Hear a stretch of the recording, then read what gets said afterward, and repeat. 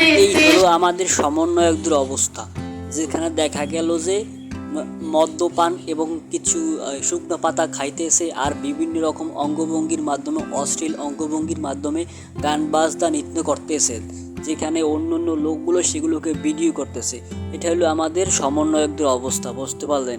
এইটা হইলো যে প্রথম অবস্থানে আছে সমন্বয়করা, বুঝতে পারলেন? আর কিছুদিন পর হয়তোবা দ্বিতীয় স্টেপে চলে আসবে, সেটার জন্য আপনারা অপেক্ষা করতে থাকেন, খুব শীঘ্রই চলে আসবে হয়তোবা, যেই অবস্থা দেখতেছি, বুঝতে পারলেন?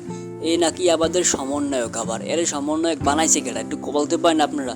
আবার এর দেখি হাসনাত আবদুল্লাহর সাথেও ছবি তোলা, তো সাজিদ আলমের সাথে ছবি তোলা। এদের যদি সমন্বয়ক বা নেতা হয় তাহলে অন্যরা হবে কি হবে, বুঝতে পারলেন?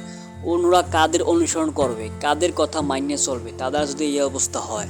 ঠিক আছে, তারা এই শুকনো পাতা রুমের ভিতরে বসে রুম ডেট করবে আর মদ্যপান বা লাল পানি খাইবে, বিভিন্ন রকম বিভিন্ন কিছু সোশ্যাল মিডিয়ায় ভাইরাল হইতে থাকবে।